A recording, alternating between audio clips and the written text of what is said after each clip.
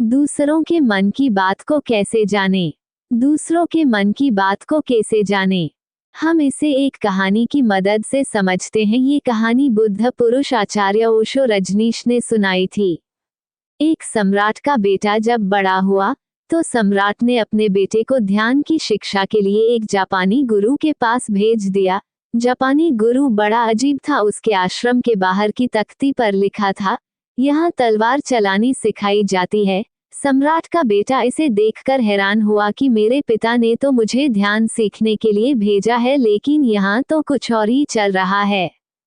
गुरु ने लड़के से कहा कि तुम कुछ दिन यहाँ आश्रम में रह लो, जब सही समय आएगा तो मैं तुम्हारी शिक्षा शुरू कर दूंगा। ऐसे ही महीनों बीत गए। एक दिन गुरु आए और बैठे हुए शिष्य पर लकड़ी की मदद से पीछे से हमला किया। शिष्य दर्द से चिल्लाने लगा और गुरु से बोला, मुझे तो आप पागल लगते हो। मुझे यहाँ शिक्षा के लिए भेजा गया है और आप मुझ पर वार कर रहे हो। गुरु ने कहा, आज से तेरी शिक्षा शुरू। अब तू ध्यान रखना, सजग रहना, किसी भी समय मैं तुझ पर वार कर सकता हूँ।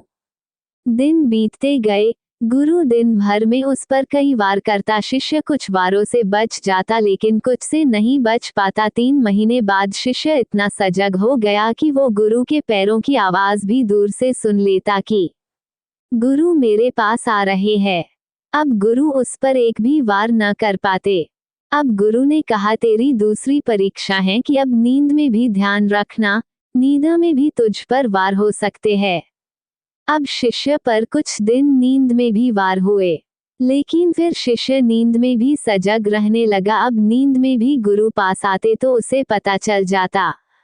देखते देखते 6 महीनों में उस शिष्य का ध्यान और होश बढ़ गया। एक दिन गुरु साधना कर रहे थे, तभी शिष्य ने सोचा, गुरु ने मुझे इतनी बार मारा है, क्यों ना आज गुरु की परीक्षा ली जाए कि आखिर इनका ध्यान कितना सजा है। शिष्य ने मन में सोचा ही था कि गुरु की आवाज आई, रुको रुको, नहीं, ऐसा करने की सोचो भी मत, मेरी हड्डियां बूढ़ी हो चुकी है, मुझे मत मारना। शिष्य हैरानी से बोला, आपने मेरे मन की बातें कैसे जान ली? गुरु ने कहा, बेटा, अब मेरा मन इतना शांत और ध्यान इतना सजग हो चुका है कि मैं अब दूसरों की भावनाओं और मन के विचारों को पढ़ लेता हूँ। बेटा अपने सम्राट पिता के महल वापस लौट आया। पिता ने पूछा, कैसे थे तुम्हारे गुरु? बेटे ने कहा, गुरु ने मुझे तलवार चलाना तो नहीं सिखाया, लेकिन अब कोई मुझ पर वार नहीं कर सकता। मेरा ध्यान इतना सजग और तीव्र हो चुका है। दोस्तों, एक शांत मन आपके जीवन में ध्यान को जन्म देता है।